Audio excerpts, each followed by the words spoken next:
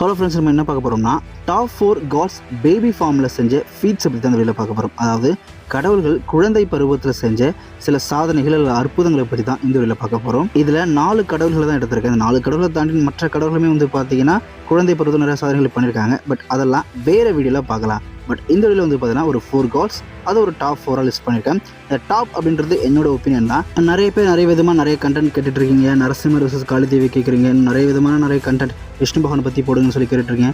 கண்டிப்பாக எல்லாத்தையும் மேக் பண்ணுறேன், கொஞ்சம் வெயிட் பண்ணுங்கள். ஓகேவா? சரி, ஓகே, வாங்க நம்ம வீடியோக்குள்ளே போகலாம்.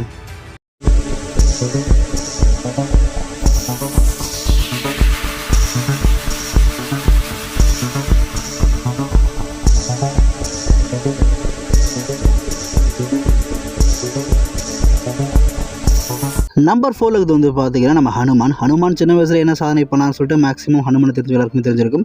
பேசிக்காக ராமாயணத்தை தெரிஞ்ச எல்லாருக்குமே தெரிஞ்சிருக்கும்.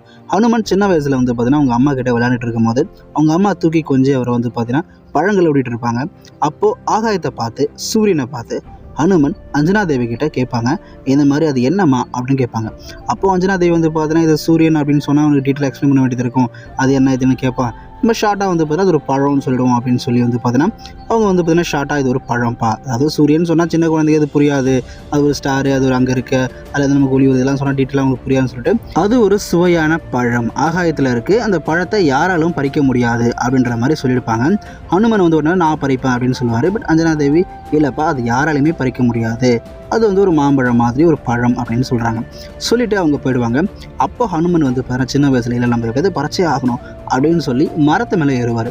மரத்து மேலே ஏறி கையை நீட்டி பார்ப்பார். அன்ஃபார்ச்சுனேட்லி அவரால் பிடிக்க முடியாது, அது யாருமே பிடிக்க முடியாது, உங்களுக்கு தெரிஞ்சிருக்கும். ஸோ அவர் கீழே விழுந்துருவார் மரத்துலேருந்து. மற்ற சில குட்டி வாகனங்கள்லாம் அதை பார்த்து கிண்டல் பண்ணுவாங்க. இவருக்கு பார்த்தீங்கன்னா மனசு கஷ்டம், அப்படின்னா அது நம்மளால் பறிக்க முடியல அப்படின்னு சொல்லி ஹனுமன் கேசரியோட பையன்றதுனால கேசரி பார்த்தீங்கன்னா ஒரு அரண்மனை இருக்கும். ஸோ அரண்மனை தான் ரூல் பண்ணுவார். அந்த அரண்மனை மேலே ஏறி பார்த்தீங்கன்னா நம்ம சூரியனை பறிச்சிடலாம் அப்படின்னு சொல்லி சூரியனை பறிக்க போவார்.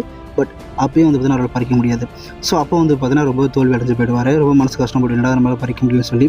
பட் எப்படியாவது அதை பறிச்சே ஆகணும் அப்படின்னு சொல்லக்கூடிய அந்த வெறி, அந்த எண்ணம் பார்த்தீங்கன்னா கொஞ்சம் கொஞ்சமாக அவருக்குள்ளே இருக்க அந்த சிவ அம்சத்தை வெளியில் கொண்டு வருது. உடனே சூரியனை பார்த்து பார்த்தீங்கன்னா ஒரே ஜம்ப் தான். ஒரு ஜம்பில் பார்த்தீங்கன்னா அவர் ஸ்பேஸுக்கே போயிடுவார். அதாவது நம்ம ஓசோன் படலம் இருக்கு இல்லையா, ஸோ அதை தாண்டி ஸ்பேஸுக்கே போயிடுவார். ஸ்பேஸுக்கு போனதுக்கப்புறம் தான் பார்த்தீங்கன்னா பூமியிலேருந்து சூரியன் எவ்வளோ தூரன்றது அவருக்கு தெரியுது, அவரோட கண்களுக்கு தெரியுது. இருந்தாலும் நான் விட மாட்டேன், நான் அதை பறிச்சே ஆவேண்டா அப்படின்னு சொல்லிட்டு செம்ம ஸ்பீடு, அதாவது சவுண்டை விட ஸ்பீடாக போகிறோம். ஆல்மோஸ்ட் கிட்டத்தட்ட லைட் ஸ்பீடுன்னு சொல்லலாம். பட் அது லைட் ஸ்பீடு கிடையாது. பிகாஸ் லைட் ஸ்பீடு அப்படின்னா அவர் 8 நிமிஷத்துலேயே அங்கே போயிடணும். ஆனால் அவர் 8 நிமிஷத்துலேயே அங்கே போகல. அவர் போக கொஞ்சம் நேரம் எடுத்துக்கிட்டார். ஆல்மோஸ்ட் ஒரு 30 நிமிஷம் எடுத்துகிட்டா வச்சுக்கோங்களேன்.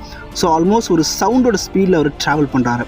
சின்ன வயசுலேயே ஹனுமன் குழந்தையாக இருக்கும்போதே சவுண்டோட ஸ்பீடில் ட்ராவல் பண்ணுறாரு. ட்ராவல் பண்ணிட்டு பார்த்தீங்கன்னா அங்கே போய் பார்த்தா சூரியன் ரொம்ப பெருசாக, சூரியன் பூமியை விட பல மடங்கு பெருசாக இருக்குது.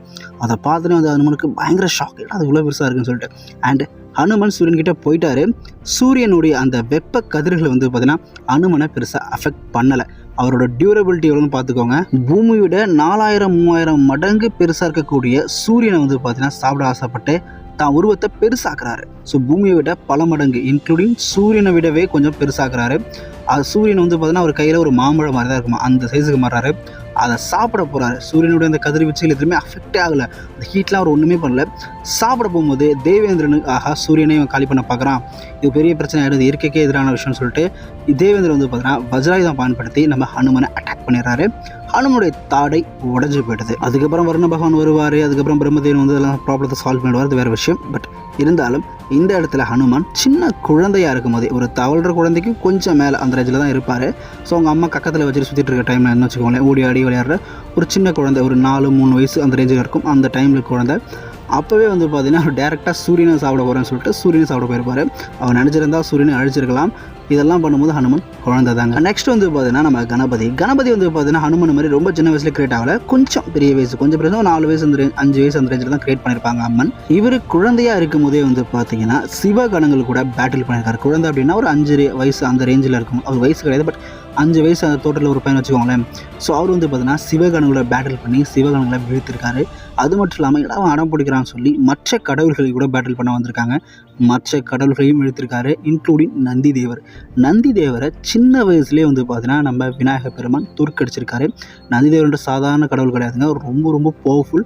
அவர் கருட பகவான் ஈக்குவல். இவன் கருட பகவானாலே வந்து நந்தியை வெல்ல முடியாது. கோடிக்கணக்கான படை கொண்ட அந்தகாசுரன் பயங்கர ஸ்ட்ராங்கஸ்ட், கிட்டத்தட்ட 2000 அடி டாலஸ்ட் ஹைட், 2000 அடி உயரமும் 1000 மேற்பட்ட கைகளை கொண்டு இருப்பான். ஸோ அப்பேற்பட்ட அந்தகாசுரனை வந்து பார்த்தீங்கன்னா அடித்து ஓட விட்டுருவார் நந்தி. ஸோ சோலோவாக நின்று கோடிக்கணக்கான அசுரர்களையும் அடித்து ஓட விட்டுருவார். அவ்வளோ பவர்ஃபுல். ஸோ கருடனாலே கூட வந்து பார்த்தீங்கன்னா நந்தி வீழ்த்த முடியாது. அப்பேற்பட்ட நந்தி வந்து பார்த்தீங்கன்னா நம்ம விநாயகர் பெருமான் குழந்தையாக இருக்கும் போதே வீழ்த்திருவார். நந்தி மட்டும் கிடையாது, சிவன் கூட இருந்து மற்ற எல்லா சிவ பூதகணங்களையுமே வந்து பார்த்தீங்கன்னா நம்ம விநாயகர் பெருமான் வீழ்த்திருக்காரு, தேவர்களையுமே வீழ்த்திருக்காரு. ஸோ அதுவும் குழந்தையாக இருக்கும் போது. அதுக்கப்புறம் சிவபெருமானே வந்து பார்த்தீங்கன்னா ஒரு தலையை விட்டுடுவார். அதுக்கப்புறம் தான் வந்து பார்த்தீங்கன்னா நம்ம மூஷிகராஜன் நம்ம கஜமுகாசனுடைய ஹெட்டை வந்து வச்சிருப்பாங்க. இந்த ஸ்டோரிலாம் மேக்ஸிமம் எல்லாருக்கும் தெரிஞ்சிருக்கும். நம்ம சேனலில் ஆல்ரெடி நம்ம வீடியோ போட்டிருக்கோம். ஸோ விநாயகர் பெருமான் சின்ன பையனாக இருக்கும்போது வந்து சோலோவாக வந்து பார்த்தீங்கன்னா இவ்வளோ பேரையும் பீட் பண்ணதுனால, இவ்வளோ விஷயங்கள் பண்ணதுனால வந்து பார்த்தீங்கன்னா அவர் நம்ம நம்பர் 3ல கொடுத்துருக்கோம். நம்பர் 2ல வந்து பார்த்தீங்கன்னா முருகப்பெருமான். என்ன ப்ரோ முருகப்பெருமான் வந்து விநாயகர் பண்ணதை விட பெருசாக பண்ணிட்டாரா அப்படின்னு கேட்டிங்கன்னா, ஆக்சுவலி முருகப்பெருமான் அதை விட குழந்தையாக இருந்தாருங்க. ஸோ நம்ம விநாயகர் பெருமான் வந்து பார்த்தீங்கன்னா முருகன் அளவுக்கு குழந்தையாக பிறக்கலை. அம்மன் கொஞ்சம் ஒரு 5-4 வயசு குழந்தை தான் கிரியேட் பண்ணாங்க. ஒரு 4 அதுக்கு 5 வயசுக்கு மேலே இருக்க ஒரு குழந்தை மாதிரி தான் அம்மன் கிரியேட் பண்ணியிருப்பாங்க. பட் நம்ம முருகன் அப்படி கிடையாது. முருகன் தோன்றும் போதே வந்து பார்த்தீங்கன்னா குழந்தையாக தான் தோன்றினார். அந்த குழந்தைய தூக்கி கொஞ்சறதுக்காக வளர்க்குறதாக வந்து பார்த்தீங்கன்னா பிளானட்டோட காட் சொல்லக்கூடிய கார்த்திகை பெண்கள் வராங்க. பட் அங்கே முருகன் ஒன்று தான் இருக்குது. 6 பெண்கள் வந்து பார்த்தீங்கன்னா நான் தான் வளர்ப்பேன்னு பேசுகிறாங்க. குழந்தையாக இருக்க முருகப்பெருமான் வந்து பார்த்தீங்கன்னா தன்னை மல்டிப்ளை பண்ணிக்கிறாரு. குழந்தையாக இருக்கும் போதே தன்னை மல்டிப்ளை பண்ணிக்கிறாரு, டூப்ளிகேட் பண்ணிக்கிறாரு. கிட்டத்தட்ட 6 குழந்தைகளை உருவாக்குறாரு. அது 6மே வந்து பார்த்தீங்கன்னா சிவபுராணத்தில் வந்து 6 விதமான பவர்ஸ். இந்த தன்னை மல்டிப்ளை பண்ணது வந்து பார்த்தீங்கன்னா பிறந்த குழந்தைங்க. ஒரு பிறந்த குழந்தை வந்து பார்த்தீங்கன்னா அந்த 6 கார்த்திகை பெண்கள் தன்னை வளர்க்குறது கேட்குறான்னு சொல்லி தன்னை மல்டிப்ளை பண்ணிக்கிறாங்க. அதுக்கப்புறம் குழந்தையாக இருக்கும்போது முருகப்பெருமான் பயங்கர அட்டூழியம் பண்ணுவாராம். பயங்கரமான வந்து பார்த்தீங்கன்னா கிறுக்குத்தனை பண்ணுவாராம். ஸோ நிறைய கிரகங்களை மாற்றி வைக்கிறதா இருக்கட்டும், அண்ட் நிறைய மலைகளை வந்து பார்த்தீங்கன்னா பிடிங்கிறங்க வேலை தூக்கி போட்டதாக இருக்கட்டும், நிறைய அந்த ரியாலிட்டியில் இருக்க நிறைய விஷயங்களை வந்து பார்த்தீங்கன்னா ஒரு சேஞ்ச் பண்ணிட்டே இருப்பார். ஏதாவது பண்ணிக்கிட்டே உடச்சல் கொடுத்துட்டே இருப்பார். இதை பார்த்த தேவர்கள் வந்து பார்த்தீங்கன்னா என்னடா இவன் சூரபத்மன் அழிக்கிறதாக அவனை உருவாக்கினா, இவன் மட்டும் இஷ்டத்துக்கு போட்டு என்னமோ பண்ணிகிட்டு இருக்கான். டோட்டலாக இந்த உலகத்தையே வந்து பார்த்தீங்கன்னா இந்த உலகம்னா ஸோ டோட்டலாக இந்த கேலக்ஸி இதெல்லாம் தாண்டி இந்த விஷயத்தையே வந்து பார்த்தீங்கன்னா டோட்டலாக வந்து எரேஸ் பண்ணுறோம் போல இருக்குது, டிஸ்ட்ராய் பண்ணுறோம் போல இருக்குது, இஷ்டத்துக்கு எல்லாத்தையும் பண்ணிட்டு இருக்கான். ஸோ நம்ம தடுத்தே ஆகணும்னு சொல்லிட்டு என்ன பண்ணுறாங்க அப்படின்னா முருகப்பெருமானோட சண்டை போட போகிறாங்க.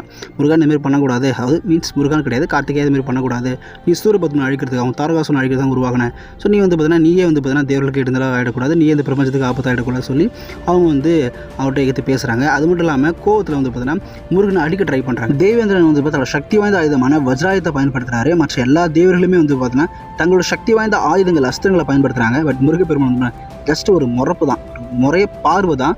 அந்த ஆங்கிரியான பார்வையிலே வந்து பார்த்தீங்கன்னா வஜ்ராயுதம் தூளாக டிஸ்ட்ராய் ஆகிடுது. குழந்தையாக இருக்கும் போதே வந்து பார்த்தீங்கன்னா பெரிய பெரிய காட்ஸை பீட் பண்ணியிருக்காரு. ஸோ அங்கே இருந்த சரௌண்டில் இருந்த கேரக்டர் எல்லாமே வந்து பார்த்தீங்கன்னா இந்திரதேவன், வருண பகவான், வாயு பகவான், அப்புறம் மற்றும் நம்ம சூரிய பகவான் அண்ட் யமதர்மன், சனி பகவான், இந்த மாதிரி கடவுள்கள் எல்லாத்தையும் வந்து பார்த்தீங்கன்னா குழந்தையாக இருக்கும் போதே முருகப்பெருமான் ரொம்ப ஈஸியாக வந்து பார்த்தீங்கன்னா வென்றிருக்காரு. அவங்க எல்லாருமே பீட் பண்ணியிருக்காரு. அண்ட் இன்னொரு விஷயம், இதில் இந்திரதேவன்ற கேரக்டர் வந்து பார்த்தீங்கன்னா கிரேக்க கடவுளான ஜியூஸுக்கு ஈக்குவல், அண்ட் வருண பகவான் கிரேக்க கடவுளான பொசைடனுக்கு ஈக்குவல். ஸோ இந்த மாதிரி சக்தி வாய்ந்த கடவுள் எல்லாருமே வந்து பார்த்தீங்கன்னா முருகப்பெருமான் ரொம்ப ஈஸியாகவே வந்து பார்த்தீங்கன்னா வென்றிருக்காரு, அதுவும் குழந்தையாக இருக்கும் போது. இதை தாண்டி இன்னும் நிறைய விஷயங்களை வந்து பார்த்தீங்கன்னா முருகப்பெருமான் குழந்தையாக இருக்கும் போதே பண்ணியிருக்காரு. But Vinayagar number 3 and Murugan number 2ல பொறுத்த ரீசன் வந்து பார்த்தீங்கன்னா விநாயகர் அதெல்லாம் பண்ணும்போது கொஞ்சம் பெரிய பையனா இருந்து ஒரு 5 வயசு 6 வயசு அந்த ரேஞ்சில் இருக்கும். பட் முருகப்பெருமான் பண்ணும்போது வந்து பார்த்தீங்கன்னா இன்னும் வந்து பார்த்தீங்கன்னா சைல்டாக இருந்தார்.